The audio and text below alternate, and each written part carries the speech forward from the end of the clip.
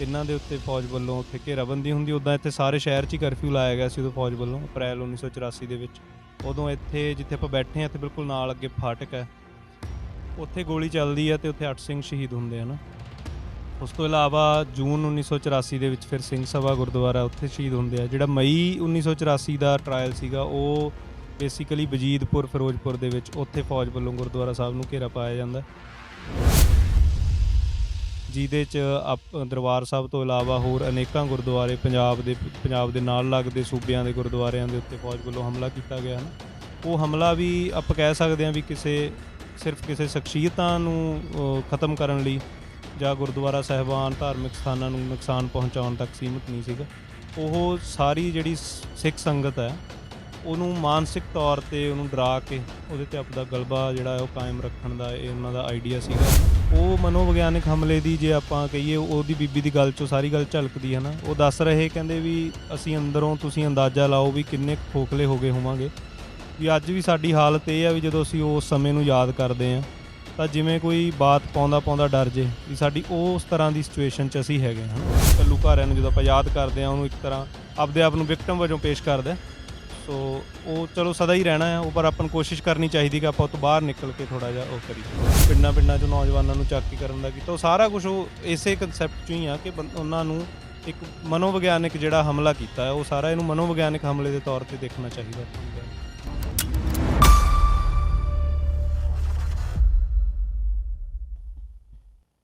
ਸਾਰਿਆਂ ਨੂੰ ਪਿਆਰ ਭਰੀ ਸਤਿ ਸ਼੍ਰੀ ਅਕਾਲ ਦੋਸਤੋ, ਤੁਸੀਂ ਪੰਜਾਬੀ ਰਾਬਤਾ ਟੀਵੀ ਵੇਖ ਰਹੇ ਹੋ। ਮੈਂ ਤੁਹਾਡਾ ਆਪਣਾ ਚਰਨ ਕਮਲ ਸਿੰਘ ਮਾਨ।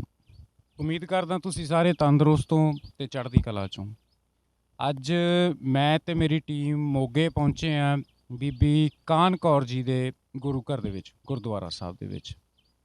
ਦੋਸਤੋ, ਇਸ ਗੁਰਦੁਆਰਾ ਦੇ ਗੁਰੂ ਘਰ ਦੇ ਵਿੱਚ ਇੱਕ ਸਮਾਗਮ ਰੱਖਿਆ ਹੋਇਆ ਸੀਗਾ ਜੂਨ 1984 ਦੇ ਵਿੱਚ, ਜਿਹੜਾ ਤੀਜਾ ਵੱਡਾ ਘੱਲੂਘਾਰਾ ਹੋਇਆ ਜਿਹਦੇ ਵਿੱਚ ਸਿੱਖ ਕੌਮ ਦੀ ਨਸਲਕੁਸ਼ੀ ਹੋਈ।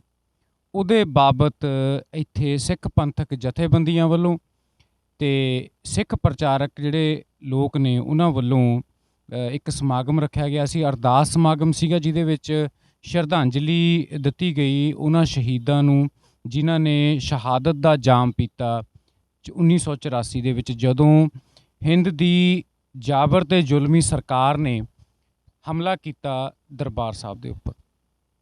ਸੋ ਦੋਸਤੋ, ਇਹ ਬੜੇ ਗਹਿਰੇ ਜ਼ਖਮ ਨੇ ਜਿਹੜੇ ਪੰਜਾਬ ਤੇ ਸਾਡੀ ਸਿੱਖ ਕੌਮ 'ਤੇ ਹਮੇਸ਼ਾ ਕਹਿ ਲਓ ਵੀ ਇੱਕ ਨਾਸੂਰ ਬਣ ਕੇ ਰਹੇ ਨੇ, ਅਤੇ ਕੌਮ ਨੇ ਇਨਸਾਫ ਦੀ ਗੁਹਾਰ ਵੀ ਲਾਈ ਹੈ ਹਮੇਸ਼ਾ, ਪਰ ਇਨਸਾਫ ਹੈ ਜਿਹੜਾ ਉਹ ਕਦੇ ਝੋਲੀ 'ਚ ਪਿਆ ਨਹੀਂ ਹੈਗਾ।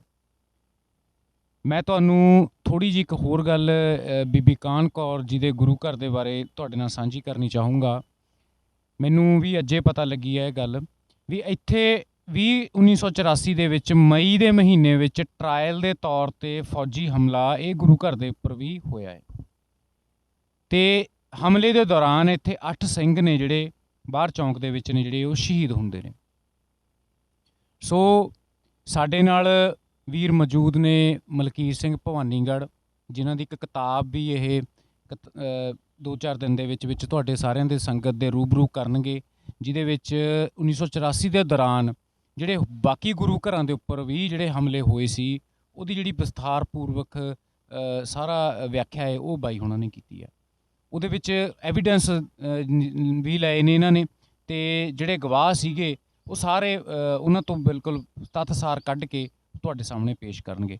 ਸੋ ਬਾਈ ਦਾ ਸਵਾਗਤ ਕਰਦੇ ਹਾਂ। ਆਜੋ ਇਹਨਾਂ ਨਾਲ ਗੱਲਬਾਤ ਕਰਾਂਗੇ ਅੱਜ ਦੇ ਸਮਾਗਮ ਬਾਰੇ, ਇਹਨਾਂ ਦੀ ਬੁੱਕ ਦੇ ਬਾਰੇ, ਅਤੇ ਹੋਰ ਵੀ ਇਤਿਹਾਸ ਦੇ ਵਿੱਚ ਜੋ 84 ਦੇ ਦੌਰਾਨ ਸ਼ਹਾਦਤਾਂ ਹੋਈਆਂ ਨੇ ਉਹ ਸਾਰੀ ਗੱਲਬਾਤ ਬਾਈ ਹੁਣਾਂ ਨਾਲ ਕਰਾਂਗੇ। ਸੋ ਆਜੋ। ਸਤਿ ਸ਼੍ਰੀ ਅਕਾਲ ਬਾਈ। ਸਤਿ ਸ਼੍ਰੀ ਅਕਾਲ ਜੀ। ਕੀ ਹਾਲ ਚਾਲ ਹੈ ਜੀ? ਠੀਕ ਠਾਕ? ਹਾਂਜੀ, ਚੜ੍ਹਦੀ ਕਲਾ। ਬਾਈ ਜੀ, ਸਾਡੀ ਕੌਮ ਨੂੰ ਤੁਸੀਂ ਪਿਆਰ ਕਰਨ ਵਾਲੇ ਹੋ, ਆਪ ਤੁਸੀਂ ਸਿੱਖ ਧਰਮ ਨੂੰ ਆਪਾਂ ਸਾਰੇ ਬਿਲੋਂਗ ਕਰਦੇ ਹਾਂ। ਅੱਜ ਦੇ ਸਮਾਗਮ ਨੂੰ, ਅਰਦਾਸ ਸਮਾਗਮ ਨੂੰ ਕਿਵੇਂ ਦੇਖਦੇ ਹੋ ਤੁਸੀਂ?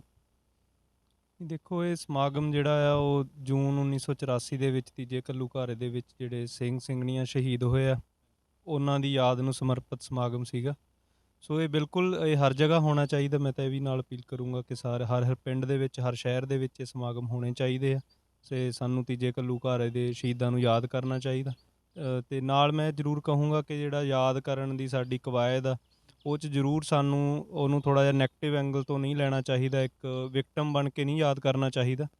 ਇਹ ਇੱਕ ਕਿਰਦਾਰਾਂ ਦੀ ਜੰਗ ਸੀਗੀ ਜਿਹਦੇ 'ਚ ਸਾਡੀ ਫਤਿਹ ਹੋਈ ਹੈ, ਅਤੇ ਇਹਨੂੰ ਚੜ੍ਹਦੀ ਕਲਾ ਨਾਲ ਯਾਦ ਕਰਨਾ ਚਾਹੀਦਾ ਅਤੇ ਉਸ ਪੋਜ਼ੀਟਿਵਿਟੀ ਦੇ ਨਾਲ ਯਾਦ ਕਰਨਾ ਚਾਹੀਦਾ। ਬਾਈ ਜੀ, ਤੁਹਾਨੂੰ ਲੱਗਦਾ ਵੀ ਅੱਜ ਦੀ ਜਿਹੜੀ ਜਨਰੇਸ਼ਨ ਹੈ, ਜਿਹੜੀ ਮੋਬਾਈਲਾਂ ਤੇ ਸੋਸ਼ਲ ਮੀਡੀਆ ਟਿਕਟੋਕ ਤੱਕ ਸੀਮਿਤ ਹੋ ਗਈ ਹੈ, ਪੰਜਾਬ ਦੇ ਵਿੱਚ ਵੀ ਜਾਂ ਆਪਾਂ ਬਾਹਰ ਵੀ ਦੇਖਦੇ ਹਾਂ, ਲੱਗਦਾ ਵੀ ਉਹ ਜਾਣੂ ਹੋਣਗੇ ਆਪਣੇ ਇਤਿਹਾਸ ਦੇ ਨਾਲ, ਜਾਂ 84 ਬਾਰੇ ਕੁਝ ਉਹਨਾਂ ਨੂੰ ਗਿਆਨ ਹੋਊਗਾ? ਨਹੀਂ ਦੇਖੋ, ਇਹ ਤਾਂ ਇਤਿਹਾਸ ਦੇ ਵਿੱਚ ਵੀ ਅੱਗੇ ਵੀ ਹੁਣ ਵੀ ਭਵਿੱਖ 'ਚ ਵੀ ਇੱਦਾਂ ਹੀ ਰਹਿਣਾ ਕਿ ਵੱਖ-ਵੱਖ ਵੰਨਗੀਆਂ, ਵੱਖ-ਵੱਖ ਤਰ੍ਹਾਂ ਦੇ ਜਿਹੜੇ ਆ ਉਹ ਦੁਨੀਆ ਦੇ ਵਿੱਚ ਹਰ ਤਰ੍ਹਾਂ ਦੇ ਵਰਗ ਹੁੰਦੇ ਹੀ ਆ, ਹੋਣਗੇ ਵੀ। ਸਾਰੇ ਹੀ ਕਦੇ ਵੀ ਇੱਕੋ ਜਿਹੇ ਨਹੀਂ ਹੁੰਦੇ, ਸਾਰੇ ਗੁਰੂ ਪਾਤਸ਼ਾਹ ਦੇ ਵੇਲੇ ਵੀ ਇੱਕੋ ਜਿਹੇ ਨਹੀਂ ਹੋਏ। ਤਾਂ ਜਿਹਨੂੰ ਗੁਰੂ ਪਾਤਸ਼ਾਹ ਜਿੱਤੇ ਗੁਰੂ ਪਾਤਸ਼ਾਹ ਦੀ ਬਖਸ਼ਿਸ਼ ਹੋਈ ਜਾਂਦੀ, ਜਿਹਦੀ ਉਹ ਬਾਂਹ ਫੜੀ ਜਾਂਦੇ, ਉਹ ਤੋਂ ਸੇਵਾ ਲਈ ਜਾਂਦੇ ਉਸ ਤਰੀਕੇ ਦੀ, ਹੈ ਨਾ। ਬਾਈ ਜੀ, ਤੁਸੀਂ ਮੈਂ ਜਦੋਂ ਅੰਦਰ ਸੁਣ ਰਿਹਾ ਸੀਗਾ, ਤੁਸੀਂ ਵਿਪਰਵਾਦ ਦੀ ਵੀ ਗੱਲ ਕੀਤੀ ਹੈ। ਵਿਪਰਵਾਦ ਦੀ ਕੀ ਡੈਫੀਨੇਸ਼ਨ ਆ, ਸਾਡੇ ਦਰਸ਼ਕਾਂ ਨੂੰ ਦੱਸੋ। ਦੇਖੋ, ਗੱਲ ਇੱਦਾਂ ਸੀ, ਇੱਕ ਮੈਨੂੰ ਹੁਣ ਗੱਲ ਤੁਹਾਡੇ ਤੋਂ ਚੇਤੇ ਆ ਗਈ ਕਿ ਜਿਹੜਾ ਇੱਥੇ ਟਰਾਇਲ ਦੀ ਆਪਾਂ ਗੱਲ ਕਰਦੇ ਹਾਂ, ਹੈ ਨਾ, ਕਿ ਬਿੱਪਰ ਰਾਜ ਵੱਲੋਂ ਜਦੋਂ ਇਹ ਟਰਾਇਲ ਹੁੰਦਾ, ਉਹ ਮਈ ਔਰ ਅਪ੍ਰੈਲ ਦੇ ਵਿੱਚ ਹੁੰਦੇ ਆ 2 ਟਰਾਇਲ। ਅਪ੍ਰੈਲ ਦੇ ਵਿੱਚ ਇੱਥੇ ਮੋਗੇ 'ਚ ਹੁੰਦਾ ਹੈ, ਜਿਹੜਾ ਕਿ ਇੱਥੋਂ ਦੇ 3 ਗੁਰਦੁਆਰਾ ਸਾਹਿਬ ਸੀਗੇ, ਬੀਬੀ ਕਾਹਨ ਕੌਰ ਮੋਗਾ ਜਿੱਥੇ ਆਪਾਂ ਬੈਠੇ ਹਾਂ, ਇਸ ਤੋਂ ਇਲਾਵਾ ਗੁਰਦੁਆਰਾ ਸਿੰਘ ਸਭਾ, ਅਤੇ ਇਸ ਤੋਂ ਇਲਾਵਾ ਆਪਣੇ ਅਕਾਲਸਰ ਸਾਹਿਬ ਗੁਰਦੁਆਰਾ, ਤਿੰਨਾਂ ਦੇ ਉੱਤੇ ਫੌਜ ਵੱਲੋਂ ਉੱਥੇ ਘੇਰਾਬੰਦੀ ਹੁੰਦੀ। ਉੱਦਾਂ ਇੱਥੇ ਸਾਰੇ ਸ਼ਹਿਰ 'ਚ ਹੀ ਕਰਫਿਊ ਲਾਇਆ ਗਿਆ ਸੀ ਉਦੋਂ ਫੌਜ ਵੱਲੋਂ, ਅਪ੍ਰੈਲ 1984 ਦੇ ਵਿੱਚ। ਉਦੋਂ ਇੱਥੇ ਜਿੱਥੇ ਆਪਾਂ ਬੈਠੇ ਹਾਂ, ਇੱਥੇ ਬਿਲਕੁਲ ਨਾਲ ਅੱਗੇ ਫਾਟਕ ਹੈ, ਉੱਥੇ ਗੋਲੀ ਚੱਲਦੀ ਹੈ ਅਤੇ ਉੱਥੇ 8 ਸਿੰਘ ਸ਼ਹੀਦ ਹੁੰਦੇ ਹਨ। ਉਸ ਤੋਂ ਇਲਾਵਾ ਜੂਨ 1984 ਦੇ ਵਿੱਚ ਫਿਰ ਸਿੰਘ ਸਭਾ ਗੁਰਦੁਆਰਾ, ਉੱਥੇ ਸ਼ਹੀਦ ਹੁੰਦੇ ਆ। ਜਿਹੜਾ ਮਈ 1984 ਦਾ ਟਰਾਇਲ ਸੀਗਾ, ਉਹ ਬੇਸਿਕਲੀ ਵਜੀਦਪੁਰ ਫਿਰੋਜ਼ਪੁਰ ਦੇ ਵਿੱਚ, ਉੱਥੇ ਫੌਜ ਵੱਲੋਂ ਗੁਰਦੁਆਰਾ ਸਾਹਿਬ ਨੂੰ ਘੇਰਾ ਪਾਇਆ ਜਾਂਦਾ। ਸੋ ਇਸ ਤਰੀਕੇ ਦਾ ਤਾਂ ਜਿਹੜੀ ਗੱਲ ਹੈ ਕਿ ਬਿੱਪਰ ਦੀ, ਉਹ ਬੇਸਿਕਲੀ ਇਹ ਹੈ ਕਿ ਜਿਹੜਾ ਇਹ ਹੁਣ ਮੌਜੂਦਾ ਸਾਰਾ ਸਟੇਟ ਦਾ ਉਹ ਹੈ ਤਖਤ ਜਿਨ੍ਹਾਂ ਕੋਲ ਹੈ, ਉਹ ਬਿੱਪਰ ਹੈ, ਔਰ ਜਿਹਦੇ ਨਾਲ ਗੁਰੂ ਨਾਨਕ ਪਾਤਸ਼ਾਹ ਦੇ ਵੇਲੇ ਤੋਂ ਹੀ ਜਿਹਦਾ ਵਿਰੋਧ ਚੱਲ ਰਿਹਾ ਹੈ ਨਾ, ਅਤੇ ਉਹ ਬਿੱਪਰ ਕੋਲ ਪਹਿਲਾਂ ਤਾਂ ਵੈਸੇ ਤਾਂ ਟਕਰਾਅ ਗੁਰੂ ਨਾਨਕ ਪਾਤਸ਼ਾਹ ਦੇ ਵੇਲੇ ਤੋਂ ਹੀ ਆ, ਪਰ 1947 ਵੇਲੇ ਜਦੋਂ ਤਖਤ ਮਿਲ ਗਿਆ ਹੈ ਨਾ, ਅਤੇ ਫਿਰ ਉਹ ਤਖਤ ਦੇ ਨਸ਼ੇ 'ਚ ਅਤੇ ਉਸ ਰਾਜ ਭਾਗ ਦੇ ਨਸ਼ੇ 'ਚ ਇਹਨਾਂ ਨੇ ਸਾਰੇ ਪਸਾਰਾਂ ਦੇ ਵਿੱਚ ਆਪਣਾ ਹਮਲਾ ਜਿਹੜਾ ਉਹ ਤੇਜ਼ ਕਰਤਾ ਹੈ ਨਾ। ਉਸੇ ਵਜੋਂ ਜਿਹੜਾ ਆਪਾਂ ਜੂਨ 84 ਕਹਿ ਸਕਦੇ ਹਾਂ ਵੀ ਉਹ ਸਾਰੇ ਕਾਸੇ ਦਾ ਸਿਖਰ ਸੀਗਾ, ਜਿਹਦੇ 'ਚ ਦਰਬਾਰ ਸਾਹਿਬ ਤੋਂ ਇਲਾਵਾ ਹੋਰ ਅਨੇਕਾਂ ਗੁਰਦੁਆਰੇ ਪੰਜਾਬ ਦੇ ਨਾਲ ਲੱਗਦੇ ਸੂਬਿਆਂ ਦੇ ਗੁਰਦੁਆਰਿਆਂ ਦੇ ਉੱਤੇ ਫੌਜ ਵੱਲੋਂ ਹਮਲਾ ਕੀਤਾ ਗਿਆ ਹੈ ਨਾ। ਉਹ ਹਮਲਾ ਵੀ ਆਪਾਂ ਕਹਿ ਸਕਦੇ ਹਾਂ ਵੀ ਸਿਰਫ ਕਿਸੇ ਸ਼ਖਸੀਅਤਾਂ ਨੂੰ ਖ਼ਤਮ ਕਰਨ ਲਈ ਜਾਂ ਗੁਰਦੁਆਰਾ ਸਾਹਿਬਾਨ ਧਾਰਮਿਕ ਸਥਾਨਾਂ ਨੂੰ ਨੁਕਸਾਨ ਪਹੁੰਚਾਉਣ ਤੱਕ ਸੀਮਿਤ ਨਹੀਂ ਸੀਗਾ। ਉਹ ਸਾਰੀ ਜਿਹੜੀ ਸਿੱਖ ਸੰਗਤ ਹੈ, ਉਹਨੂੰ ਮਾਨਸਿਕ ਤੌਰ 'ਤੇ ਉਹਨੂੰ ਡਰਾ ਕੇ ਉਹਦੇ 'ਤੇ ਆਪਦਾ ਗਲਬਾ ਜਿਹੜਾ ਉਹ ਕਾਇਮ ਰੱਖਣ ਦਾ ਇਹ ਉਹਨਾਂ ਦਾ ਆਈਡੀਆ ਸੀਗਾ, ਹੈ ਨਾ। ਅਤੇ ਆਪਾਂ ਉਹ 'ਚੋਂ ਨਿਕਲ ਵੀ, ਮੈਂ ਅੰਦਰ ਵੀ ਇਹੀ ਗੱਲ ਕਰੀ ਕਿ ਆਪਾਂ ਨਿਕਲ ਵੀ ਉਸ 'ਚੋਂ ਤਾਂ ਆਏ ਕਿ ਇੱਕ ਜਿਹੜਾ ਸਿੱਖ ਹੈ ਉਹਦੀ ਓਟ ਗੁਰੂ ਹੈ ਨਾ, ਅਤੇ ਉਸ ਓਟ ਕਰਕੇ ਸਿੱਖ ਇਹਦੇ 'ਚੋਂ ਨਿਕਲਿਆ ਹੈ ਨਾ। ਉੱਦਾਂ ਹੋਰ ਕੋਈ ਹੁੰਦਾ ਆਪਣੀ ਥਾਂ ਤਾਂ ਸ਼ਾਇਦ ਉਹ ਤੋਂ ਚੱਲ ਨਹੀਂ ਸੀ ਹੋਣਾ। ਅਤੇ ਉਹਦੀਆਂ ਕਾਫੀ ਉਦਾਹਰਨਾਂ ਵੀ ਨੇ, ਜਦੋਂ ਅਸੀਂ ਇਹ ਸਾਰੇ ਕਿਤਾਬ ਵਾਲੇ ਮਸਲੇ 'ਚ ਮਿਲਦੇ ਰਹੇ ਹੈ ਨਾ ਗਵਾਹਾਂ ਨੂੰ। ਉਹ 'ਚ ਮੇਰੇ ਯਾਦ ਹੈ ਕਿ ਸੁਲਤਾਨਪੁਰ ਲੋਧੀ ਤੋਂ ਇੱਕ ਬੀਬੀ ਜੀ ਸੀਗੇ, ਜਿਨ੍ਹਾਂ ਦੀ ਮਾਤਾ ਜੀ ਦੀ ਨਾਲ ਗੱਲਬਾਤ ਕਰ ਰਹੇ ਸੀ ਨਾ, ਉਹ ਜਿਹੜਾ ਮੈਂ ਕਹਿ ਰਿਹਾ ਕਿ ਮਨੋਵਿਗਿਆਨਿਕ ਹਮਲਾ ਸੀਗਾ ਨਾ, ਉਹ ਮਨੋਵਿਗਿਆਨਿਕ ਹਮਲੇ ਦੀ ਜੇ ਆਪਾਂ ਕਹੀਏ, ਉਹਦੀ ਬੀਬੀ ਦੀ ਗੱਲ 'ਚੋਂ ਸਾਰੀ ਗੱਲ ਝਲਕਦੀ ਹੈ ਨਾ। ਉਹ ਦੱਸ ਰਹੇ, ਕਹਿੰਦੇ ਵੀ ਅਸੀਂ ਅੰਦਰੋਂ, ਤੁਸੀਂ ਅੰਦਾਜ਼ਾ ਲਾਓ ਵੀ ਕਿੰਨੇ ਕੁ ਖੋਖਲੇ ਹੋ ਗਏ ਹੋਵਾਂਗੇ, ਵੀ ਅੱਜ ਵੀ ਸਾਡੀ ਹਾਲਤ ਇਹ ਆ ਵੀ ਜਦੋਂ ਅਸੀਂ ਉਸ ਸਮੇਂ ਨੂੰ ਯਾਦ ਕਰਦੇ ਹਾਂ ਤਾਂ ਜਿਵੇਂ ਕੋਈ ਬਾਤ ਪਾਉਂਦਾ ਡਰ ਜੇ, ਵੀ ਸਾਡੀ ਉਸ ਤਰ੍ਹਾਂ ਦੀ ਸਿਚੁਏਸ਼ਨ 'ਚ ਅਸੀਂ ਹੈਗੇ ਹਾਂ, ਹੈ ਨਾ। ਸੋ ਉੱਥੋਂ ਵੀ ਇਹ ਗੱਲ, ਹੋਰ ਬਹੁਤ ਅਨੇਕਾਂ ਇੱਦਾਂ ਦੀਆਂ ਉਦਾਹਰਨਾਂ ਜਿੱਥੋਂ ਸਪਸ਼ਟ ਹੁੰਦਾ ਕਿ ਉਹ ਜਿਹੜਾ ਉਹਨਾਂ ਦਾ ਆਈਡੀਆ ਸੀਗਾ, ਉਹ ਕੋਈ ਸਰੀਰਿਕ ਰੂਪ 'ਚ ਜਾਂ ਹੋਰ ਆਪਣੇ ਗੁਰਧਾਮਾਂ ਦਾ ਨੁਕਸਾਨ ਕਰਨ ਦਾ ਨਹੀਂ ਸੀਗਾ। ਉਹ ਮਾਨਸਿਕ ਤੌਰ 'ਤੇ ਇੱਕ ਡਰ 'ਚ, ਇੱਕ ਸਹਿਮ 'ਚ ਜਿਹੜੇ ਆ ਸੰਗਤ ਆ ਜਾਵੇ, ਉਸ ਤਰੀਕੇ ਦਾ ਉਹਨਾਂ ਦਾ ਆਈਡੀਆ ਸੀ। ਔਰ ਇਸ ਦੇ ਨਾਲ ਹੀ ਜਿੱਦਾਂ ਮੈਂ ਕਿਹਾ ਵੀ ਸਿੱਖਾਂ ਦੀ ਓਟ ਗੁਰੂ ਹੈ, ਤਾਂ ਨਿਕਲ ਆਏ, ਉਹਦੀ ਵੀ ਉਦਾਹਰਨਾਂ ਬਹੁਤ ਸਾਰੀਆਂ ਇਸ ਕਿਤਾਬ 'ਚੋਂ ਮਿਲ ਜਾਣੀਆਂ, ਜਿਹਦੇ 'ਚੋਂ ਮੈਂ ਇੱਕ ਸਾਂਝੀ ਜ਼ਰੂਰ ਕਰੂੰਗਾ ਕਿ ਜਥੇਦਾਰ ਬਾਬਾ ਨਿਹਾਲ ਸਿੰਘ ਜੀ ਹਰੀਆਂ ਬੇਲਾਂ ਨੇ, ਉਹਨਾਂ 'ਤੇ ਕਾਫੀ ਸਾਰਾ ਤਸ਼ੱਦਦ ਹੋਇਆ ਸਾਰੇ ਦੌਰਾਨ, ਹੈ ਨਾ। ਉਸ ਤੋਂ ਬਾਅਦ ਜਦੋਂ ਉਹਨਾਂ ਨੇ ਆਪਣੀ ਸਾਰੀ ਵਿੱਥਿਆ ਸੁਣਾਈ, ਅਤੇ ਅਖੀਰ 'ਚ ਉਹਨਾਂ ਨੇ ਕਿਹਾ ਵੀ ਗੁਰੂ ਪਾਤਸ਼ਾਹ ਨੇ ਸਾਨੂੰ ਇਸ ਸਾਰੇ ਇਮਤਿਹਾਨ 'ਚੋਂ ਪਾਸ ਕੀਤਾ, ਫੇਲ ਨਹੀਂ ਹੋਣ ਦਿੱਤਾ, ਹੈ ਨਾ। ਸੋ ਉਹ ਇੱਕ ਗੱਲ ਉਹ ਬਿਲਕੁਲ ਢੁਕਦੀ ਆ ਉੱਥੇ, ਜਿੱਥੇ ਆਪਾਂ ਕਹਿ ਰਹੇ ਹਾਂ ਕਿ ਵੀ ਸਿੱਖ ਦੀ ਓਟ ਗੁਰੂ ਸੀ, ਅਤੇ ਸਿੱਖ ਇੱਥੋਂ ਝਲਕਦਾ ਕਿ ਸਿੱਖ ਦਾ ਗੁਰੂ ਨਾਲ ਰਿਸ਼ਤਾ ਕੀ ਸੀ, ਹੈ ਨਾ। ਵੀ ਉਸ ਆਸਰੇ 'ਚ, ਉਸ ਓਟ 'ਚ ਜਿਹੜੇ ਸਿੱਖ ਇਹ ਤੋਂ ਵੱਡੀ ਗਿਣਤੀ 'ਚ ਨਿਕਲੇ ਆਏ, ਹੈ ਨਾ। ਭਾਵੇਂ ਚਲੋ ਕੁਛ ਹਿੱਸਾ ਹਲੇ ਵੀ ਆਪਾਂ ਕਹਿ ਸਕਦੇ ਹਾਂ ਵੀ ਉੱਦਾਂ ਹੈਗਾ, ਜਿੱਦਾਂ ਮੈਂ ਸ਼ੁਰੂ 'ਚ ਗੱਲ ਕਰੀ ਕਿ ਇਹਨੂੰ ਘੱਲੂਘਾਰਿਆਂ ਨੂੰ ਜਦੋਂ ਆਪਾਂ ਯਾਦ ਕਰਦੇ ਹਾਂ, ਉਹਨੂੰ ਇੱਕ ਤਰ੍ਹਾਂ ਆਪਦੇ ਆਪ ਨੂੰ ਵਿਕਟਮ ਵਜੋਂ ਪੇਸ਼ ਕਰਦਾ। ਸੋ ਉਹ ਚਲੋ ਸਦਾ ਹੀ ਰਹਿਣਾ ਆ ਉਹ, ਪਰ ਆਪਾਂ ਨੂੰ ਕੋਸ਼ਿਸ਼ ਕਰਨੀ ਚਾਹੀਦੀ ਕਿ ਆਪਾਂ ਉਹ ਤੋਂ ਬਾਹਰ ਨਿਕਲ ਕੇ ਥੋੜ੍ਹਾ ਜਿਹਾ ਉਹ ਕਰੀਏ ਜੀ। ਤੇ ਇਤਿਹਾਸ ਦੇ ਆਪਾਂ ਪਿੱਛੇ ਦੀ 1984 ਦੀ ਗੱਲ ਕਰ ਰਹੇ ਹਾਂ। ਮਤਲਬ ਸਰਕਾਰ ਦੀ ਜਿਹੜੀ ਮਾਨਸਿਕਤਾ ਸੀਗੀ, ਮੈਂਟੈਲਿਟੀ ਸੀਗੀ, ਕਿਤੇ ਨਾ ਕਿਤੇ ਉਹ ਤੁਹਾਨੂੰ ਲੱਗਦਾ ਵੀ ਇਹ ਚਾਹੁੰਦੀ ਸੀਗੀ ਵੀ ਇਹਨਾਂ ਨੂੰ ਸਬਕ ਸਿਖਾਇਆ ਜਾਵੇ? ਨਹੀਂ, ਉਹ ਤਾਂ ਹੈ ਹੀ ਸੀ, ਉਹ ਤਾਂ ਕੋਈ ਸ਼ੱਕ ਹੀ ਨਹੀਂ ਹੈ ਨਾ। ਜਦੋਂ ਮਤਲਬ ਉਹ ਜਿਹੜਾ ਇਹ ਜਿਹੜੀ ਸਰਕਾਰ ਹੈ, ਸਰਕਾਰ ਕਹਿ ਲਓ, ਇਹਨੂੰ ਕੁਛ ਕਹਿ ਲਓ ਹੈ ਨਾ, ਇਹਦਾ ਇਹਦੀ ਮਨਸ਼ਾ ਜਾਂ ਇਹਦੀ ਸੋਚਣੀ, ਇਹਦਾ ਆਈਡੀਆ ਜਾਂ ਇਹਦੀ ਇੱਛਾ ਇਹੀ ਹੈ ਕਿ ਸਾਡੇ ਬਿਨਾਂ ਇੱਥੇ ਕੋਈ ਨਾ ਹੋਵੇ ਹੈ ਨਾ। ਸਾਡੇ ਘਰ ਜੰਮਿਆ ਉਹਨੂੰ ਹੋਰ ਤਰ੍ਹਾਂ ਵੇਖਦੇ ਆ, ਜਿਹੜਾ ਉਹਨਾਂ ਤੋਂ ਇਲਾਵਾ ਕਿਸੇ ਹੋਰ ਘਰ ਜੰਮਿਆ ਉਹਨੂੰ ਕੀੜਾ ਮਕੌੜਾ ਸਮਝਿਆ ਜਾਂਦਾ ਹੈ ਨਾ। ਅਤੇ ਉਹ ਤਾਂ ਕੋਈ ਦੋ ਰਾਏ ਨਹੀਂ ਕਿ ਉਹਨਾਂ ਦੀ ਉਹ ਖ਼ਤਮ ਕਰਨ ਦੀ ਭਾਵਨਾ ਸੀ, ਕਿਉਂਕਿ ਉਹ ਚਾਹੁੰਦੇ ਨਹੀਂ ਕਿ ਇੱਥੇ ਕੋਈ ਬਾਗੀ ਧਿਰ ਜਾਂ ਕੋਈ ਅੱਡਰੀ ਪਛਾਣ ਦਾ, ਨਿਆਰੀ ਪਛਾਣ ਦੀ ਗੱਲ ਕਰੇ।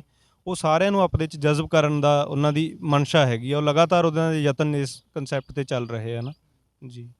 ਤੇ ਜਿਵੇਂ ਤੁਸੀਂ ਗੱਲ ਕੀਤੀ ਬੀਬੀ ਜੀ ਹੁਣਾਂ ਦੀ ਜਾਂ ਨਿਹਾਲ ਸਿੰਘ ਹੁਣਾਂ ਦੀ, ਜਿਹੜੇ ਬੰਦੇ ਵਿਕਟਮ ਸੀਗੇ ਉਹਨਾਂ ਦੀ ਪੰਥ ਨੇ ਜਾਂ ਪੰਥਕ ਧਿਰਾਂ ਨੇ ਜਾਂ ਸਾਡੀਆਂ ਕੁਝ ਜਿਹੜੀਆਂ ਮਾਂ ਪਾਰਟੀਆਂ ਨੇ, ਸਾਡੇ ਲੋਕਾਂ ਨੇ ਉਹਨਾਂ ਦੀ ਬਾਂਹ ਫੜੀ, ਕੁਝ ਉਹਨਾਂ ਨੂੰ ਮਾਨਸਿਕ ਤੌਰ 'ਤੇ, ਇਮੋਸ਼ਨਲੀ, ਸੋਸ਼ਲੀ, ਫਿਜ਼ੀਕਲੀ ਉਹਨਾਂ ਨੂੰ ਉਭਾਰਨ ਦੀ ਕੋਸ਼ਿਸ਼ ਕੀਤੀ ਉਸ ਚੀਜ਼ ਦੇ ਵਿੱਚ?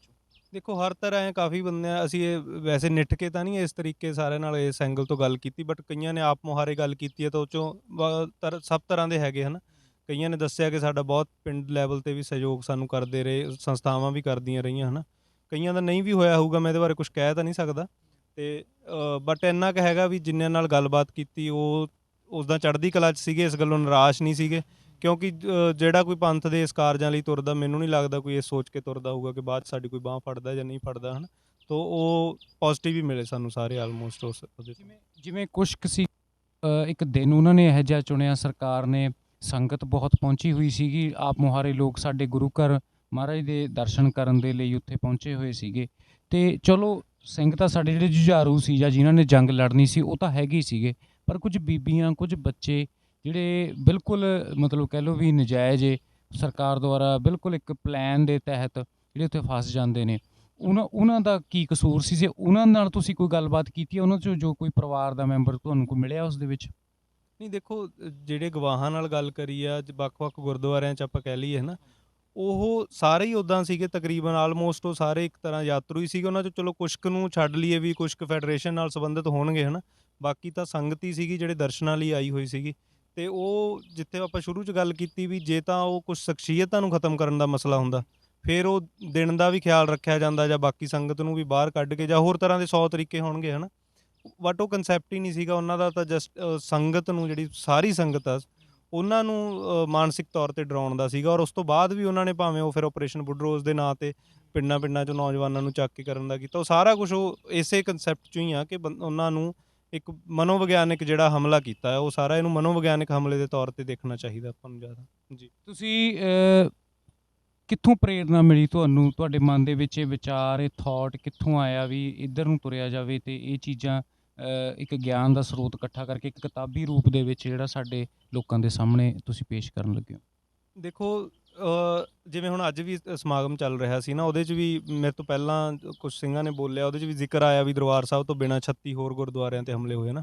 ਇਸੇ ਤਰ੍ਹਾਂ ਪਹਿਲਾਂ ਵੀ ਸੁਣਦੇ ਰਹੀਦਾ ਸੀ, ਵੱਖ-ਵੱਖ ਕਿਤਾਬਾਂ 'ਚ, ਲਿਖਤਾਂ 'ਚ ਪੜ੍ਹੀਦਾ ਸੀਗਾ। ਉਹ ਇੱਕਦਮ ਇੱਦਾਂ ਹੀ ਕਰਾਉਣਾ ਗੁਰੂ ਪਾਤਸ਼ਾਹ ਨੇ ਹੁੰਦਾ, ਇੱਦਾਂ ਹੀ ਖਿਆਲ ਆਇਆ ਵੀ ਉਹ ਕਿਹੜੇ ਗੁਰਦੁਆਰੇ ਆ, ਉਹਨਾਂ ਬਾਰੇ ਦੇਖਿਆ ਜਾਵੇ ਹੈ ਨਾ।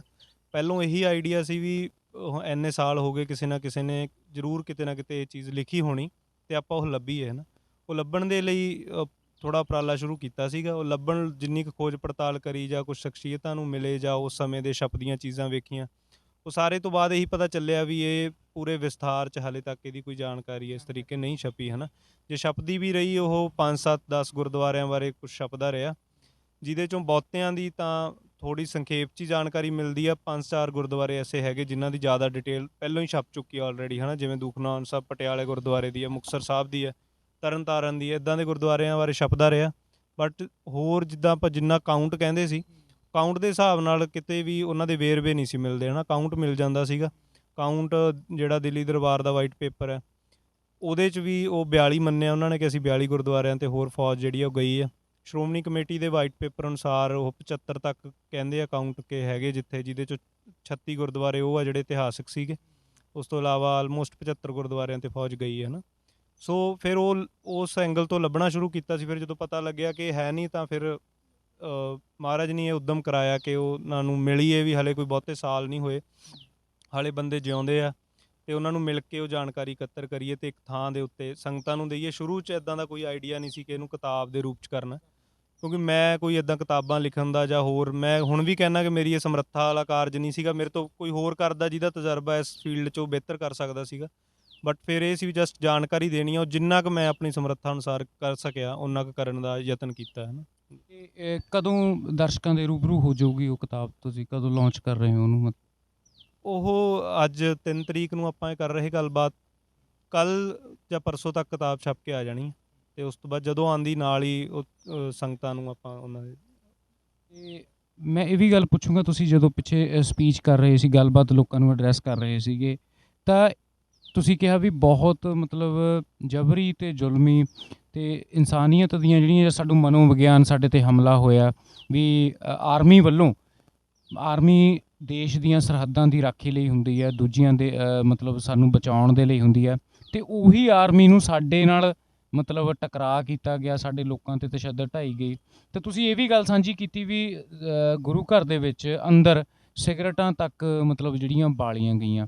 ਇੰਨੀ ਬੇਅਦਬੀ ਮਤਲਬ ਇਸ ਹੱਦ ਤੱਕ ਕਿਵੇਂ ਕੋਈ ਬੰਦਾ ਮਤਲਬ ਪਹੁੰਚ ਸਕਦਾ? ਦੇਖੋ ਉਹ ਤਾਂ ਹੁਣ ਜਦੋਂ ਆਈਡੀਆ ਹੀ ਇਹ ਸੀਗਾ ਕਿ ਇਹਨਾਂ ਨੂੰ ਮਾਨਸਿਕ ਤੌਰ 'ਤੇ ਇੱਦਾਂ ਖ਼ਤਮ ਕਰਨਾ ਹੈ ਨਾ, ਉਹ 'ਚ ਫਿਰ ਉਹਨਾਂ ਨੇ ਹਰ ਹੀਲਾ ਵਰਤਣਾ ਹੀ ਸੀਗਾ। ਉਹ ਜਿਹੜੀ ਮੈਂ ਗੱਲ ਦੱਸੀ ਸੀ ਉਹ ਦਮਦਮਾ ਸਾਹਿਬ ਦੀ ਹੈ, ਮਸਤੂਆਣਾ, ਬੁੰਗਾ ਮਸਤੂਆਣਾ ਦਮਦਮਾ ਸਾਹਿਬ ਸਥਾਨ, ਉੱਥੋਂ ਦੇ ਉਹ ਆਪ ਹੀ ਫੌਜ ਵੱਲੋਂ ਪਹਿਲੋਂ ਕਿਹਾ ਜਾਂਦਾ ਕਿ ਗ੍ਰੰਥੀ ਸਿੰਘ ਆਵੇ ਅਤੇ ਪ੍ਰਕਾਸ਼ ਕਰੇ, ਹੈ ਨਾ। ਅਤੇ ਜਦੋਂ ਪ੍ਰਕਾਸ਼ ਕਰਨ ਲਈ ਗ੍ਰੰਥੀ ਸਿੰਘ ਗੁਰੂ ਪਾਤਸ਼ਾਹ ਨੂੰ ਲੈ ਕੇ ਆ ਰਹੇ ਹੁੰਦੇ ਆ, ਤਾਂ ਉੱਥੇ ਹੀ ਫੌਜ ਇੱਕ ਫੌਜੀ ਜਿਹੜਾ, ਵੈਸੇ ਜਿੰਨੇ ਫੌਜੀ ਅੰਦਰ ਗਏ ਉਹ ਜੁੱਤੀਆਂ ਸਮੇਤ ਗਏ, ਹੈ ਨਾ। ਫਿਰ ਉਹ ਜਿੱਥੇ ਚੌਰ ਸਾਹਿਬ ਰੱਖੀ ਦਾ, ਉਹ ਸਟੂਲ ਚੱਕ ਕੇ ਉਹਦੇ 'ਤੇ ਬੈਠ ਗਿਆ, ਅਤੇ ਬੈਠ ਕੇ ਉਹ ਇੰਟੈਂਸ਼ਨਲੀ ਸਿਗਰਟ ਬਾਲਣ ਲੱਗ ਗਿਆ। ਉਹ ਇਹੀ ਸੀਗਾ ਕਿ ਜਿੱਥੇ ਮਤਲਬ ਆਪਾਂ ਇੰਨੇ ਅਦਬ ਸਤਿਕਾਰ ਵਾਲਾ ਥਾਂ ਆ ਆਪਣੇ ਲਈ, ਉਹ ਆਪਣੇ ਸਵੈਮਾਨ ਨੂੰ ਖ਼ਤਮ ਕਰਨ ਵਾਲੀ ਗੱਲ ਹੀ ਸੀ। ਉਹਦੇ ਵਜੋਂ ਇੱਦਾਂ ਦੀਆਂ ਬਹੁਤ ਸਾਰੀਆਂ ਉਦਾਹਰਨਾਂ ਜਿੱਥੇ ਉਹ ਇੱਦਾਂ ਕਰਦੇ ਰਹੇ ਹਨ। ਉਹ ਕਾਫੀ ਜ਼ਿਆਦਾ ਨੀਚ ਪੱਧਰ ਦੀਆਂ ਹਰਕਤਾਂ ਕੀਤੀਆਂ, ਉਹਨਾਂ ਨੇ ਕਰਨੀਆਂ ਵੀ ਸੀਗੀਆਂ, ਉਸੇ ਇੰਟੈਂਸ਼ਨ 'ਚੋਂ ਆਏ ਸੀਗੇ, ਉੱਦਾਂ ਹੀ ਕਰਨਾ ਸੀਗਾ ਉਹਨਾਂ ਨੇ, ਹੈ ਨਾ। ਅਤੇ ਆਪਾਂ ਤੁਸੀਂ ਇਹ ਵੀ ਗੱਲ ਕਹੀ ਆ ਵੀ ਸਾਡੇ ਜਿਹੜੇ ਲੋਕ ਨੇ ਉਹ ਗੁਰੂ ਦੀ, ਜਿਹੜੇ ਸਿੱਖ ਨੇ, ਸਿੱਖ ਧਰਮ ਨੂੰ, ਸਿੱਖੀ ਨੂੰ ਪਿਆਰ ਕਰਦੇ ਨੇ, ਵੀ ਗੁਰੂ ਉਹਨਾਂ ਦਾ ਸਭ ਕੁਛ ਹੈ, ਗੁਰੂ ਦਾ ਓਟ ਆਸਰਾ ਹੈ। ਪਰ ਤੁਹਾਨੂੰ ਨਹੀਂ ਲੱਗਦਾ ਹੈਗਾ ਵੀ ਲੋਕ ਉੱਭਰ ਕੇ ਉਹਨਾਂ ਨੂੰ, ਇਹ ਲੋਕਾਂ ਨੂੰ ਵੋਟਾਂ ਪਾ ਕੇ ਦੁਬਾਰਾ ਕੁਰਸੀਆਂ 'ਤੇ ਨਵਾਜਿਆ, ਉਹਨਾਂ ਨੂੰ ਇਹ ਜਿਤਾਇਆ, ਦੁਬਾਰਾ ਉਹਨਾਂ ਦੀਆਂ ਸਰਕਾਰਾਂ ਬਣੀਆਂ ਨੇ? ਫਿਰ ਉਹ ਦੇਖੋ, ਇਹ ਤਾਂ ਉੱਦਾਂ ਹੀ ਵੋਟ ਕਲਚਰ ਹੀ ਆਪਣਾ ਹੈ ਨਹੀਂ, ਹੈ ਨਾ। ਅਤੇ ਸਿੱਖਾਂ ਦਾ ਤਾਂ ਹੋਰ ਤਰ੍ਹਾਂ ਦਾ ਸਾਰਾ ਸੀਗਾ, ਆਗੂ ਚੁਣਨ ਦੀ ਕਵਾਇਦ ਜਿਹੜੀ ਰਵਾਇਤ ਸੀਗੀ ਉਹ ਹੋਰ ਤਰ੍ਹਾਂ ਦੀ ਸੀਗੀ। ਬਟ ਇਹ ਜਦੋਂ ਦੇ ਆਪਾਂ ਵੋਟਾਂ ਵਾਲੇ ਚੱਕਰ 'ਚ ਪੈ ਗਏ ਹਾਂ, ਤਾਂ ਉਹਦੇ ਨਤੀਜੇ ਤਾਂ ਇੱਦਾਂ ਦੇ ਹੀ ਨਿਕਲਣੇ ਸੀ। ਅੱਗੇ ਵੀ ਜਿੰਨਾ ਚਿਰ ਇਸ ਚੱਕਰ 'ਚੋਂ ਆਪਾਂ ਨਹੀਂ ਨਿਕਲਾਂਗੇ, ਇਹਦੇ ਨਤੀਜੇ ਇੱਦਾਂ ਦੇ ਹੀ ਨਿਕਲਣਗੇ। ਵੋਟਾਂ ਨਾਲ ਆਪਾਂ ਕਹਿ ਲਈਏ ਉਸ ਤਰੀਕੇ ਦਾ ਜਿੱਦਾਂ ਦਾ ਇੱਕ ਸਿੱਖਾਂ ਦਾ ਆਗੂ ਹੋਣਾ ਚਾਹੀਦਾ, ਉਹ ਵੋਟਾਂ ਰਾਹੀਂ ਤਾਂ ਨਹੀਂ ਕਦੇ ਵੀ ਆ ਸਕਦਾ ਜੀ। ਅਤੇ ਸਾਡੇ ਲੋਕਾਂ ਨੂੰ ਫਿਰ ਕੀ ਆਲਟਰਨੇਟ? ਕਿਉਂਕਿ ਲੋਕ ਤਾਂ ਕਨਫਿਊਜ਼ ਨੇ ਜੀ ਬਹੁਤ। ਪੰਜਾਬ ਦੇ ਲੋਕਾਂ ਦੀ ਮੈਂ ਗੱਲ ਕਰੂੰਗਾ। ਸਾਨੂੰ ਆਪਣੇ ਹੱਕਾਂ ਦੇ ਲਈ, ਸਾਨੂੰ ਆਪਣੇ ਰਾਈਟਸ ਦੇ ਲਈ ਸੜਕਾਂ 'ਤੇ ਬੈਠਣਾ ਪੈਂਦਾ। ਮੁੱਢਲੀਆਂ ਬੇਸਿਕ ਨੀਡਸ ਨੇ ਜਿਹੜੀਆਂ, ਉਹਦੇ ਲਈ ਵੀ ਸਾਨੂੰ ਰੋਸ ਮੁਜ਼ਾਹਰੇ ਕਰਨੇ ਪੈਂਦੇ ਨੇ। ਉਹਦੇ ਵਿੱਚ ਹੁਣ ਲੋਕਾਂ ਕੋਲ ਆਲਟਰਨੇਟ ਕੀ ਹੈ? ਕੀ ਸਲਿਊਸ਼ਨ ਆ ਉਹਨਾਂ ਕੋਲ? ਮਤਲਬ 72-73 ਸਾਲ ਆਜ਼ਾਦ ਹੋਣ ਤੋਂ ਬਾਅਦ ਪੰਜਾਬ ਨਾਲ ਹਮੇਸ਼ਾ ਧੱਕਾ ਹੁੰਦਾ ਆ। ਦੇਖੋ, ਇਹ ਵੀ ਮਸਲਾ ਨਾ ਸਾਡੇ 'ਚ, ਜਿੰਨਾ ਚਿਰ ਇਹ ਕਾਹਲ ਨਹੀਂ ਜਾਂਦੀ ਸਲਿਊਸ਼ਨ ਦੀ, ਉਹਨਾਂ ਚਿਰ ਇਹ ਦਿੱਕਤਾਂ ਆਉਣਗੀਆਂ, ਹੈ ਨਾ। ਇੱਕ ਤਰੀਕਾ ਹੁੰਦਾ ਕਿ ਸਾਨੂੰ ਇਹ ਪਤਾ ਚੱਲ ਜੇ ਵੀ ਕੀ ਨਹੀਂ ਕਰਨਾ, ਕੀ ਕਰਨਾ ਕਈ ਵਾਰ ਉਹ ਨਹੀਂ ਪਤਾ ਹੁੰਦਾ, ਇੰਨਾ ਹੀ ਪਤਾ ਹੁੰਦਾ ਵੀ ਕੀ ਨਹੀਂ ਕਰਨਾ, ਉਹਨਾਂ ਤਾਂ ਇੰਪਲੀਮੈਂਟ ਕੀਤਾ ਜਾ ਸਕਦਾ ਹੁਣ। ਪਰ ਆਪਣੇ 'ਚ ਕਾਹਲ ਇਹ ਆ ਵੀ ਜੇ ਪਤਾ ਵੀ ਚੱਲ ਜੇ ਕੀ ਨਹੀਂ ਕਰਨਾ, ਬਟ ਜਿੰਨਾ ਚਿਰ ਆਪਾਂ ਨੂੰ ਕਹਿੰਦੇ ਹਾਂ ਕਿ ਸਾਨੂੰ ਉਹ ਦੱਸੋ ਕਿ ਕਰਨਾ ਕੀ ਆ, ਉਹਨਾਂ ਸਮਾਂ ਅਸੀਂ ਉਹ ਨਹੀਂ ਛੱਡ ਸਕਦੇ, ਹੈ ਨਾ, ਜੋ ਭਾਵੇਂ ਪਤਾ ਹੋਣ ਦੇ ਬਾਵਜੂਦ। ਬਟ ਇਹ ਆ ਵੀ ਹੁਣ ਜਿਹੜਾ ਵਿਗਾੜ ਆ ਉਹ ਕਦੇ ਵੀ ਇੱਕ ਦਿਨ 'ਚ ਤਾਂ ਆਉਂਦਾ ਨਹੀਂ, ਕਾਫੀ ਸਾਲ ਲੱਗੇ ਆ ਸਾਰੇ ਕਾਸੇ ਨੂੰ। ਆਪਾਂ ਹੌਲੀ ਹੌਲੀ ਇਸ ਸਾਰੀ ਸਥਿਤੀ 'ਚ ਆਏ ਹਾਂ, ਤਾਂ ਇਹ 'ਚੋਂ ਨਿਕਲਣ ਨੂੰ ਵੀ ਆਪਾਂ ਕਹੀਏ ਯਕਦਮ ਤਾਂ ਨਹੀਂ ਨਿਕਲਿਆ ਜਾਣਾ, ਅਤੇ ਬਹੁਤ ਸਾਰੀਆਂ ਸੰਭਾਵਨਾ ਪਈਆਂ ਨੇ ਜਿਹਦੇ 'ਚ ਇਹ ਸਾਰੀ ਜਿਹੜੀ ਆਪਣੀ ਅਸਲ ਰਵਾਇਤ ਆ ਸਿੱਖਾਂ ਦੀ, ਹੈ ਨਾ, ਅਤੇ ਉਹ ਦੁਬਾਰਾ ਬਹਾਲ ਕੀਤੀ ਜਾ ਸਕਦੀ ਹੈ। ਬਟ ਉਹਦੇ ਲਈ ਸਬਰ ਚਾਹੀਦਾ, ਅਤੇ ਉਹਨੂੰ ਬਹੁਤ ਸਮਾਂ ਲੱਗ ਸਕਦਾ, ਹੈ ਨਾ। ਅਤੇ ਜੇ ਮਹਾਰਾਜ ਕਰਨ ਕਿਰਪਾ, ਅਤੇ ਜਦੋਂ ਮਹਾਰਾਜ ਨੇ ਸੇਵਾ ਲੈਣੀ ਹੋਈ, ਜਿਨ੍ਹਾਂ ਤੋਂ ਲੈਣੀ ਹੋਈ, ਉਹਨੇ ਥਾਪੜਾ ਦੇ ਕੇ ਕਰਾ ਲੈਣੀ ਸੇਵਾ ਜੀ। ਪਿੱਛੇ ਬਰਗਾੜੀ ਦੇ ਬੇਅਦਬੀ ਦੇ ਸੰਬੰਧ ਦੇ ਵਿੱਚ ਪ੍ਰੈਸ ਕਾਨਫਰੰਸ ਰੱਖੀ ਜਾਂਦੀ ਹੈ, ਉੱਥੇ ਵੀ ਅਰਦਾਸ ਸਮਾਗਮ ਰੱਖਿਆ ਜਾਂਦਾ, ਅਤੇ ਡਿਸਪਿਊਟ ਥੋੜ੍ਹਾ ਜਿਹਾ ਹੋ ਜਾਂਦਾ ਉੱਥੇ ਮਾਈਕ ਦੇ ਦੌਰਾਨ। ਕੁਛ ਇਹੋ ਜਿਹਾ ਕੋਈ ਸ਼ਬਦ ਮੈਨੂੰ ਲੱਗਦਾ ਕੋਈ ਜਥੇਦਾਰ ਵੱਲੋਂ, ਸਿੰਘ ਵੱਲੋਂ ਬੋਲ ਦਿੱਤੇ ਜਾਂਦੇ ਨੇ। ਅਤੇ ਤੁਹਾਨੂੰ ਨਹੀਂ ਲੱਗਦਾ ਹੈਗਾ ਵੀ ਆਪਾਂ ਨੂੰ ਖਾਸ ਕਰਕੇ ਇਹਨਾਂ ਚੀਜ਼ਾਂ ਦਾ ਬਹੁਤ ਧਿਆਨ ਰੱਖਣਾ ਚਾਹੀਦਾ? ਕਿਉਂਕਿ ਇਹ ਗੱਲ ਅੱਗ ਮੰਗਣ ਫੈਲਦੀ ਹੈ, ਅਤੇ ਸਾਡਾ ਜਿਹੜਾ ਕਿਰਦਾਰ ਹੈ ਉਹ ਬਾਹਰ ਬਹੁਤ ਗਲਤ ਪ੍ਰੈਜੈਂਟ ਹੁੰਦਾ। ਨਹੀਂ, ਮੈਂ ਇਹ ਤਾਂ ਬਿਲਕੁਲ ਇਹ 'ਚ ਕੋਈ ਦੋ ਰਾਏ ਨਹੀਂ। ਮੈਂ ਇਹੀ ਕਹੂੰਗਾ ਕਿ ਆਪਾਂ ਨੂੰ ਇਹ ਚੀਜ਼ ਦਾ ਗੁਰੂ ਦੇ ਅਦਬ ਲਈ ਆਪਾਂ ਇਕੱਠੇ ਹੋਏ ਹਾਂ, ਤਾਂ ਗੁਰੂ ਦੇ ਅਦਬ ਦਾ ਆਪਾਂ ਨੂੰ ਖਿਆਲ ਰੱਖਣਾ ਚਾਹੀਦਾ। ਉਹ ਸਿਰਫ ਉੱਥੇ ਨਹੀਂ, ਈਵਨ ਹੁਣ 6 ਜੂਨ ਆਉਣਾ ਹੈ ਨਾ, 6 ਜੂਨ 'ਤੇ ਵੀ ਉੱਥੇ ਅਕਾਲ ਤਖ਼ਤ ਸਾਹਿਬ 'ਤੇ ਮੈਨੂੰ ਲੱਗਦਾ ਵੀ ਆਪਾਂ ਨੂੰ ਇਹ ਚੀਜ਼ ਦਾ ਧਿਆਨ ਰੱਖਣਾ ਚਾਹੀਦਾ। ਮੈਂ ਇੱਕ ਚੀਜ਼ ਹੋਰ ਜਿਹੜੀ ਮੈਂ ਅੱਜ ਤੋਂ ਵੀ ਤਕਰੀਬਨ 3-4 ਸਾਲ ਪਹਿਲਾਂ ਨੋਟ ਕੀਤੀ ਸੀਗੀ, ਉਹ ਮੈਂ ਥੋੜ੍ਹਾ ਜਿਹਾ ਛੋਟਾ ਜਿਹਾ ਲਿਖਿਆ ਵੀ ਸੀਗਾ ਉਹਦੇ 'ਤੇ ਵੀ, ਅਕਾਲ ਤਖ਼ਤ ਸਾਹਿਬ 'ਤੇ ਅਸਲ 'ਚ ਆਪਣੇ ਬੰਦੇ ਜਿਹੜੀ ਇੰਡੀਅਨ ਮੀਡੀਆ ਉਹਦੇ ਨਾਲ ਵੱਧ ਕਾਲੇ ਆਪਣੇ ਬੰਦੇ ਹੁੰਦੇ ਹਨ। ਉਹ ਹਰ ਟਾਈਮ ਉਹ ਫੋਨ ਲੈ ਕੇ ਮਤਲਬ ਆਪਾਂ ਇਕੱਠੇ ਕਿਸ ਕਾਰਜ ਲਈ ਹੋਏ ਆ, ਜਿਹੜੇ ਗੁਰੂ ਘਰਾਂ ਦੀ ਗੁਰਧਾਮਾਂ ਦੀ ਪਵਿੱਤਰਤਾ ਲਈ ਅਤੇ ਖਾਲਸਾ ਪੰਥ ਦੀ ਆਨ ਸ਼ਾਨ ਲਈ ਜਿਨ੍ਹਾਂ ਨੇ ਸ਼ਹੀਦੀਆਂ ਪ੍ਰਾਪਤ ਕੀਤੀਆਂ, ਉਹ ਪਵਿੱਤਰ ਰੂਹਾਂ ਨੂੰ ਯਾਦ ਕਰਨ ਲਈ ਇਕੱਠੇ ਹੋਏ ਆ। ਤਾਂ ਉਸ ਜਿਹੜੀ ਪਵਿੱਤਰਤਾ 'ਚੋਂ ਉੱਥੇ ਬੈਠਣਾ ਚਾਹੀਦਾ ਜਾਂ ਉਹਨਾਂ ਨੂੰ ਯਾਦ ਕਰਨਾ ਚਾਹੀਦਾ। ਉਹਦੀ ਜਗ੍ਹਾ ਉੱਥੇ ਹੋਰ ਤਰ੍ਹਾਂ ਦਾ ਮਾਹੌਲ ਆਪਾਂ ਸਿਰਜ ਲੈਂਦੇ ਹਾਂ, ਅਤੇ ਆਪਣੇ ਬੰਦੇ ਹੀ ਮੇਰੇ ਵਰਗੇ ਪਤਾ ਨਹੀਂ ਕਿੰਨੇ ਹੀ ਉੱਥੇ ਫੋਨਾਂ ਨਾਲ ਜਾਂ ਹੋਰ ਉਹ ਇਸ ਉਡੀਕ 'ਚ ਹੁੰਦੇ ਆ ਵੀ ਇੱਥੇ ਕੋਈ ਗੱਲਬਾਤ ਵਾਪਰੇ ਅਤੇ ਉਹ ਅਸੀਂ ਫ਼ੋਨ 'ਚ ਕੈਦ ਕਰ ਲਈਏ, ਹੈ ਨਾ। ਤਾਂ ਸਾਨੂੰ ਉਹ ਸਾਰੀਆਂ ਚੀਜ਼ਾਂ ਦਾ ਖਿਆਲ ਰੱਖਣਾ ਚਾਹੀਦਾ, ਅਤੇ ਗੁਰੂ ਦੇ ਅਦਬ ਦਾ ਅਤੇ ਇਤਿਹਾਸਕ ਸਥਾਨਾਂ ਦਾ ਅਤੇ ਇਹਨਾਂ ਸਾਰੇ ਸ਼ਹੀਦੀ ਸਮਾਗਮਾਂ ਦੇ ਅਦਬ ਦਾ ਖਿਆਲ ਰੱਖ ਕੇ ਆਪਣੇ ਅਮਲ ਜਿਹੜੇ ਆ ਉਹ ਕਰਨੇ ਚਾਹੀਦੇ। ਤੇ ਸ਼ਹੀਦਾਂ ਨੂੰ ਯਾਦ ਕਰਨ ਲਈ ਆਪਾਂ ਇਕੱਠੇ ਹੁੰਦੇ ਹਾਂ, ਜਾਂ ਅੱਗੇ ਵੀ ਹੁਣ 6 ਤਰੀਕ ਨੂੰ ਇਕੱਠੇ ਹੋਣਾ, ਤੁਹਾਨੂੰ ਨਹੀਂ ਲੱਗਦਾ ਹੈਗਾ ਵੀ ਉਹਨਾਂ ਤੋਂ ਪ੍ਰੇਰਨਾ ਲੈਣ ਦੀ ਬਜਾਏ ਕਿਤੇ ਨਾ ਕਿਤੇ ਆਪਾਂ ਚੌਧਰ ਦੇ ਜਿਹੜਾ ਇੱਕ ਕੁਰਸੀ ਦਾ ਜਾਂ ਚੌਧਰ ਦਾ ਇੱਕ ਜਿਹੜਾ ਸਾਡੇ ਅੰਦਰ ਕਹਿ ਲਓ ਵੀ ਇੱਕ ਉਹ ਕੀੜਾ ਹੈ, ਉਹਦੇ ਕਰਕੇ ਅਸੀਂ ਉਹਦੇ 'ਚ ਜ਼ਿਆਦਾ ਸਾਡਾ ਪ੍ਰਭਾਵ 'ਚ ਆਏ ਹੋਏ ਹਾਂ, ਅਸੀਂ ਚੌਧਰ ਸਾਨੂੰ ਚਾਹੀਦੀ ਹੈ। ਦੇਖੋ, ਇੱਦਾਂ ਕਿਸੇ 'ਤੇ ਟਿੱਪਣੀ ਤਾਂ ਨਹੀਂ ਕਰੂੰਗਾ, ਬਟ ਇਹ ਸਾਰਿਆਂ ਨੂੰ ਆਪੋ ਆਪਣੇ ਅੰਦਰ ਝਾਤ ਮਾਰ ਲੈਣੀ ਚਾਹੀਦੀ ਹੈ। ਅਤੇ ਜੇ ਮੇਰੇ ਖਿਆਲ ਇਮਾਨਦਾਰੀ ਨਾਲ ਦੇਖਾਂਗੇ ਤਾਂ ਪਤਾ ਚੱਲ ਜੂਗਾ। ਜੇ ਉੱਦਾਂ ਦੀ ਕੁਛ ਹੈ ਤਾਂ ਉਹਦੇ ਲਈ ਮਹਾਰਾਜ ਨੂੰ ਅਰਦਾਸ ਕਰਨੀ ਚਾਹੀਦੀ, ਸਿਮਰਨ ਕਰਨੀ ਚਾਹੀਦੀ, ਸੇਵਾ ਕਰਨੀ ਚਾਹੀਦੀ ਕਿ ਅਸੀਂ ਉਹ ਸਾਰੇ ਕਾਸੇ 'ਚੋਂ ਮਹਾਰਾਜ ਸਾਨੂੰ ਮੁਕਤ ਕਰਾਉਣ ਅਤੇ ਅਸੀਂ ਪੰਥ ਦੀ ਸੇਵਾ ਲਈ ਕੋਈ ਤਿਲ ਫੁੱਲ ਯੋਗਦਾਨ ਪਾ ਸਕੀਏ ਨਾ। ਮੈਂ ਤਾਂ ਇਹੀ ਗੱਲ ਕਹੂੰਗਾ ਇਹਦੇ 'ਤੇ। ਅਤੇ ਅੱਗੇ ਤੁਸੀਂ ਕੀ ਮਤਲਬ ਇੱਕ ਤੁਹਾਡੀ ਬੁੱਕ ਆ ਰਹੀ ਆ, ਉਸ ਤੋਂ ਇਲਾਵਾ ਤੁਸੀਂ ਕੋਈ ਹੋਰ ਪ੍ਰੋਗਰਾਮ ਉਲੀਕਿਆ ਹੋਇਆ ਜਾਂ ਕੋਈ ਕੁਛ ਹੋਰ ਤੁਸੀਂ ਦਰਸ਼ਕਾਂ ਨਾਲ ਸਾਂਝਾ ਕਰਨਾ ਚਾਹੋਗੇ? ਨਹੀਂ, ਫਿਲਹਾਲ ਤਾਂ ਇਹ ਕਿਤਾਬ ਦਾ ਹੀ ਕਾਰਜ ਹੈ, ਉਹ ਵੀ ਇਹਨੂੰ ਵੀ ਮੈਂ ਕਹੂੰਗਾ ਕਿ ਇਹਦੇ 'ਤੇ ਹਾਲੇ ਹੋਰ ਕੰਮ ਹੋਣਾ ਹੈ, ਅਤੇ ਇਹਦੀ ਕੰਟੀਨਿਊਟੀ ਰੱਖਾਂਗੇ। ਜਿੰਨੇ ਕੁ ਹੁਣ ਕਰ ਵੀ ਰਹੇ ਆ ਬੰਦੇ ਸੰਪਰਕ, ਜਦੋਂ ਦਾ ਇਹ ਕਵਰ ਇਹਦਾ ਸਰਵਰਕ ਰਿਲੀਜ਼ ਕੀਤਾ ਹੈ ਉਦੋਂ ਤੋਂ ਹੀ ਕਾਫੀ ਸੰਪਰਕ ਸਾਨੂੰ ਸੰਗਤ ਕਰ ਰਹੀ, ਜਿਹੜੇ ਦੱਸ ਰਹੇ ਕਿ ਹੋਰ ਜਿੱਥੇ ਜਿੱਥੇ ਹੋਰ ਹਮਲਾ ਹੋਇਆ ਉਹਨਾਂ ਗੁਰਦੁਆਰਿਆਂ ਦੀ ਡਿਟੇਲ ਭੇਜ ਰਹੇ ਆ, ਅਤੇ ਅੱਗੇ ਵੀ ਅਸੀਂ ਇਹ ਜਾਰੀ ਰੱਖਾਂਗੇ। ਜਿਨ੍ਹਾਂ ਗੁਰਦੁਆਰਿਆਂ ਦੀ ਹੋਰ ਡਿਟੇਲ ਮਿਲਦੀ ਰਹੀ ਉਹ ਅਗਲੇ ਐਡੀਸ਼ਨ ਦੇ ਵਿੱਚ ਅਸੀਂ ਇਨਕਲੂਡ ਕਰਕੇ ਸੰਗਤਾਂ ਲਈ ਉਹ ਪੇਸ਼ ਕਰਾਂਗੇ। ਸਾਡੇ ਦਰਸ਼ਕਾਂ ਨੂੰ ਕੀ ਸੰਦੇਸ਼ ਦਊਂਗੇ ਜੀ? ਨਹੀਂ, ਸੰਦੇਸ਼ ਮੈਂ ਤਾਂ ਕੋਈ ਸਮਝਦਾ ਨਹੀਂ ਆਪਣੇ ਆਪ ਨੂੰ ਉਸ ਤਰੀਕੇ ਸੰਦੇਸ਼ ਦੇਣ ਵਾਲਾ। ਸੰਦੇਸ਼ ਤਾਂ ਜੋ ਆਲਰੇਡੀ ਪਹਿਲਾਂ ਦਿੱਤੇ ਗਏ, ਮੈਨੂੰ ਲੱਗਦਾ ਉਹਨਾਂ 'ਤੇ ਅਮਲ ਕਰ ਲੈਣਾ ਚਾਹੀਦਾ, ਅਤੇ ਇਹੀ ਗੱਲ। ਬਹੁਤ ਬਹੁਤ ਧੰਨਵਾਦ ਬਾਈ ਜੀ। ਸੋ ਇਹ ਸੀਗੇ ਵੀਰ ਮਲਕੀਤ ਸਿੰਘ ਭਵਾਨੀਗੜ੍ਹ, ਜਿਨ੍ਹਾਂ ਨੇ ਸਾਡੇ ਨਾਲ ਗੱਲਬਾਤ ਕੀਤੀ ਹੈ ਆਪਣੀ ਕਿਤਾਬ ਦੇ ਬਾਰੇ, 1984 ਦੇ ਬਾਰੇ, ਮਾਨਸਿਕਤਾ ਬਾਰੇ, ਸਾਡੇ ਲੋਕਾਂ 'ਤੇ ਕਿਵੇਂ ਜਿਹੜਾ ਇੱਕ ਮਨੋਵਿਗਿਆਨਿਕ ਹਮਲਾ ਜਿਹੜਾ ਕੀਤਾ ਗਿਆ। ਸੋ ਦੋਸਤੋ, ਆਪਾਂ ਨੂੰ ਮੈਂ ਆਪਣੇ ਵੱਲੋਂ ਵੀ ਇਹੀ ਗੱਲ ਕਹੂੰਗਾ ਵੀ ਕਿਤਾਬਾਂ ਦੇ ਨਾਲ, ਇਤਿਹਾਸ ਦੇ ਨਾਲ ਸਾਡੇ ਨੌਜਵਾਨਾਂ ਨੂੰ ਜਿਹੜਾ ਉਹ ਸਾਂਝ ਪਾਉਣੀ ਚਾਹੀਦੀ ਹੈ, ਕਿਉਂਕਿ ਸਾਡੇ ਲੋਕਾਂ ਦੇ ਨਾਲ ਜਾਂ ਸਾਡੀ ਕੌਮ ਦੇ ਨਾਲ ਜੋ ਵੀ ਹੋਇਆ ਉਹ ਸਾਨੂੰ ਪਤਾ ਹੋਣਾ ਚਾਹੀਦਾ। ਅਤੇ ਕਿਉਂਕਿ ਸਾਡਾ ਪ੍ਰੇਰਨਾ ਦਾ ਸਰੋਤ ਆ ਜਿਹੜਾ ਉਹ ਉਹੀ ਹੈ, ਉੱਥੋਂ ਹੀ ਸਾਨੂੰ ਮਿਲਣਾ ਸਾਰਾ ਕੁਛ। ਸੋ ਇਹੀ ਬੇਨਤੀਆਂ ਕਰਨੀਆਂ ਸੀਗੀਆਂ ਤੁਹਾਡੇ ਨਾਲ। ਐਵੇਂ ਹੀ ਪਿਆਰ ਦਿੰਦੇ ਰਹੋ। ਮੈਂ ਤੁਹਾਡਾ ਚਰਨ ਕਮਲ ਸਿੰਘ ਮਾਨ, ਅਮਨਦੀਪ ਸਿੰਘ ਦੇ ਨਾਲ।